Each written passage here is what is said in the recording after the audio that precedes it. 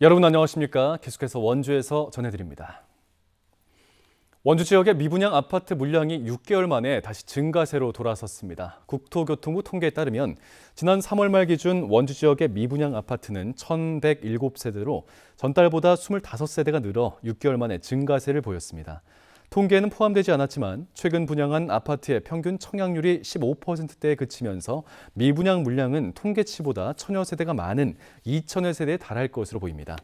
반면 3월 아파트 거래량은 897건으로 1년 전 같은 기간보다 22%가량 많았고 아파트 평균 매매가도 8개월 연속 오름세를 보였습니다.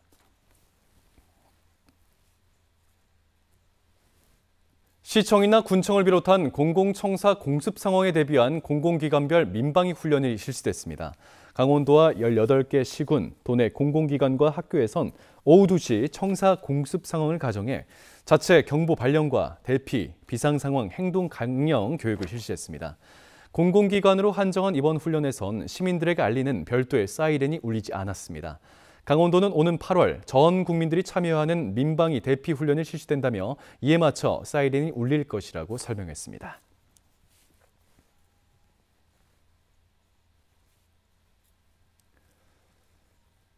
천연기념물 제93호인 원주 신림 성황림에서 봄 성황제가 열렸습니다.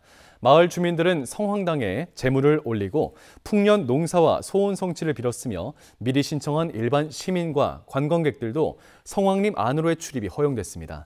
이 지역 주민들은 100년 동안 매년 봄과 가을마다 성황제를 올리고 숲을 보호하고 있으며 문화재청은 지난 2022년 원주 성황림 성황제를 자연유산 민속 행사로 선정하기도 했습니다.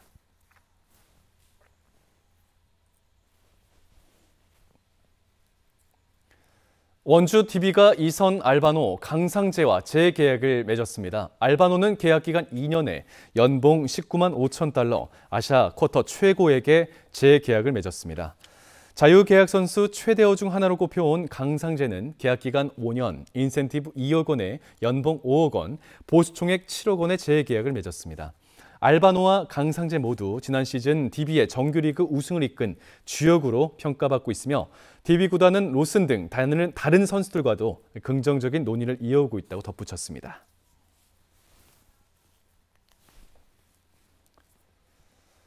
오늘 오후 1시 20분쯤 중앙고속도로 춘천 방향 남원주 IC 부근에서 버스, 트럭, 승용차 4중 추돌 사고가 발생했습니다. 이 사고로 맨 앞에 있던 승용차 탑승자 2명과 중간에 있던 버스 2대, 운전자 2명이 다쳐 병원으로 이송됐습니다. 다행히 버스 안에 승객이 없었고 가장 뒤에 있던 트럭 운전사는 별다른 부상을 입지 않았습니다. 경찰은 맨 뒤에 트럭이 앞서가는 버스를 미처 발견하지 못하고 추돌해 연쇄 추돌 사고가 일어난 것으로 보고 정확한 경위를 조사하고 있습니다. 오늘부터 17일까지 목포 등 전라남도 일원에서 펼쳐지는 제18회 전국 장애학생 체육대회에 강원도 선수 63명이 출전합니다. 강원도 선수단은 보치아, 수영, 육상, 농구 등 10개 종목에 선수 63명과 가이드 2명, 감독과 코치진 등 110명이 참여하게 됩니다. 강원도 교육청은 대회에 출전하는 모든 학생 선수에게 개별 훈련비를 지급하는 등 경기력 향상을 지원해왔습니다. 도 선수단은 지난해 장애학생 체육대회에서 모두 21개 메달을 획득한 바 있습니다.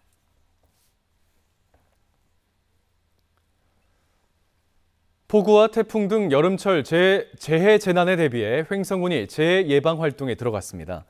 최근 행정안전부와 합동으로 우천면 태양광 시설과 공군면 교량의 재해 위험 실태를 조사한 횡성군은 2022년 집중호우 피해를 입었던 6곳 소하천 정비 공사를 다음 달까지 끝낼 예정입니다.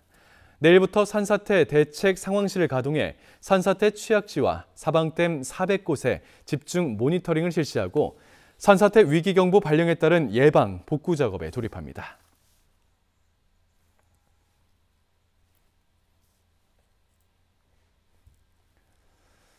평창군이 여름철 집중호우와 태풍으로 발생할 수 있는 산사태에 대비하기 위해 이달부터 오는 10월까지 대책 상황실을 운영합니다.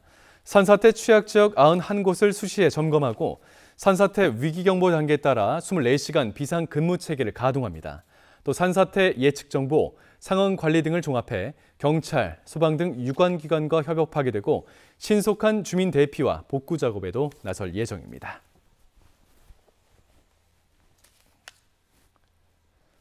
뉴스를 마칩니다. 고맙습니다.